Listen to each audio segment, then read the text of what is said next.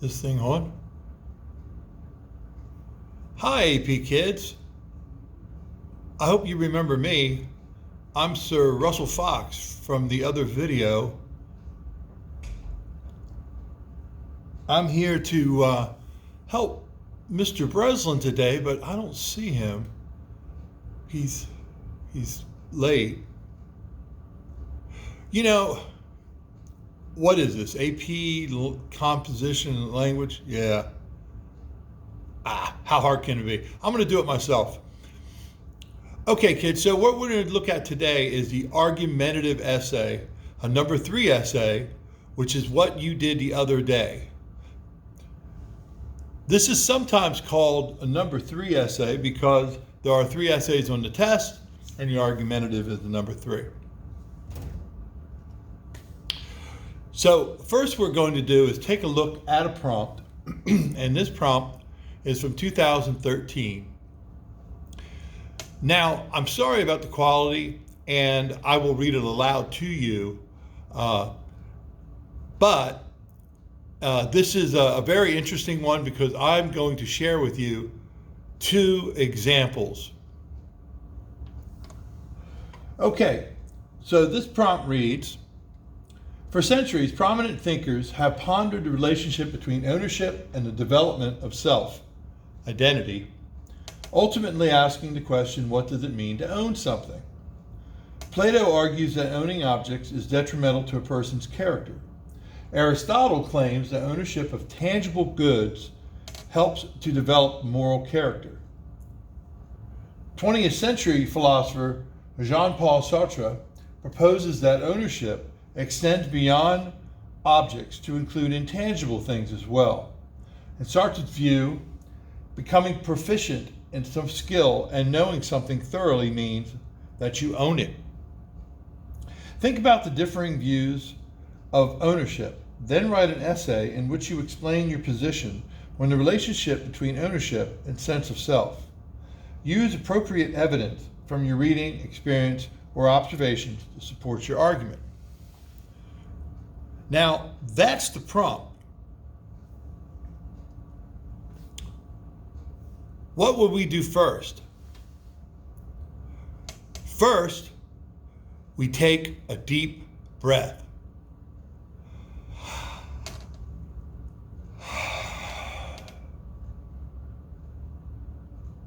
Some of you didn't take the breath. Take the breath.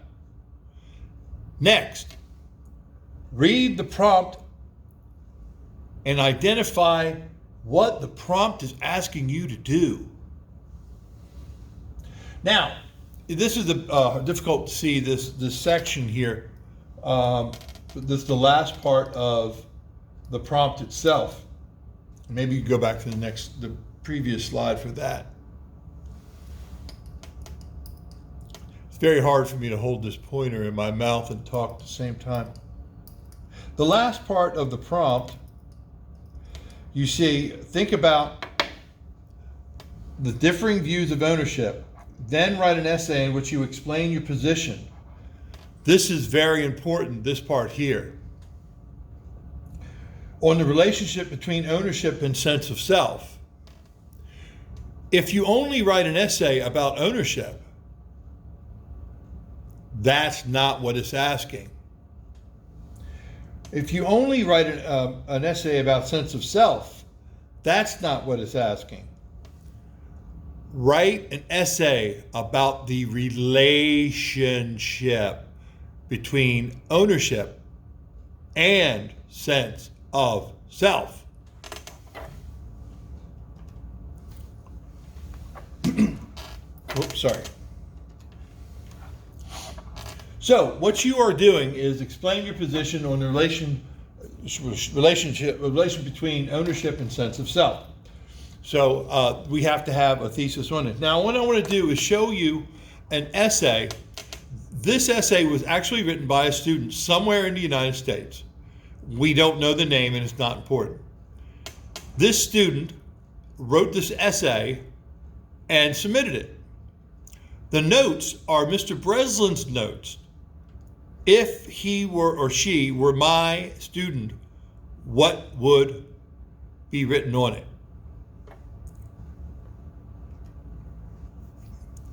How'd a picture of a fox get on there? This is where you would develop a thesis statement and 3 or 4 supporting ideas that will become your body paragraph. So let's take a look at a couple examples. Now this can be difficult, so I'll read it to you. Hopefully you can read it along with me, and I will stop periodically. How do we know if something truly belongs to us? This is called a rhetorical question. While you can use rhetorical questions, I don't like them. What does it mean to own something? 2 rhetorical questions. Does it have to be an object, or can it be intangible? 3 rhetorical questions. 20th century philosopher Jean-Paul Sartre proposes that ownership extends beyond objects to include intangible things. As well, beyond objects include intangible things as well. There are many things that are ours, but we cannot touch or see, like our conscience, and there are many things that we can physically touch or see that belong to us. Whether intangible characteristics or physical features, they're ours. If that's the intro, that last sentence should be the thesis. I hope not. When 2 people fall in love, they may say things such as, "You have my love. I have love for you." Does anybody actually say, "I have love for you"? You cannot actually hand over your love to them, but you know they have it and they own your heart. This expresses how you will never give the love you gave them to anyone else. It belongs to them. However, if you have separate bank accounts, it is clear that you own the money in your account, and the money in their account belongs to them. And Mr. Breslin wrote on there, "Not if you're married."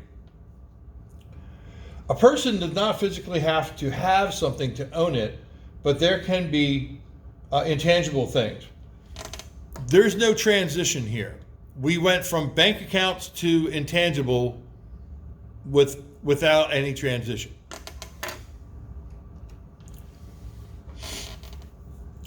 It is just about the way a person thinks. That is very vague. In order to own something tangible, you have to work hard for it and earn it. If it was just simply handed over to you, you did not do anything to show that you fought for it and it is truly yours. There'll be no story on how you became the owner. Mr. Breslin's job is to go along for the ride with your thesis and your support. He's also going to question things. For example, what does this student mean? If you win $1 million in a lottery, don't you have it? Isn't it yours? And don't you have a great story? Whether tangible or intangible, if you work hard for it and believe it's there and use it with you the best ability, then you are the owner. It belongs to you. This essay did not score well. Mr. Breslin made some notes. If you noticed at the bottom, he wrote, "Annotate your prompt. If you had, you would have written your essay about the relationship of ownership and sense of self." Mr. Breslin misspelled sense. So this essay did not do well at all. I have a second essay to show you, but I'm afraid that this video might get a little bit too long. I'm sorry that Mr. Breslin didn't show up, but I hope this helps a little bit. This scored very low. Oh, I think there's someone at the door. Ah, it's my friend Chanticleer, the chicken. I'm not your friend. Maybe we'll go out to lunch. Where's Breslin? He's not here. I gotta go.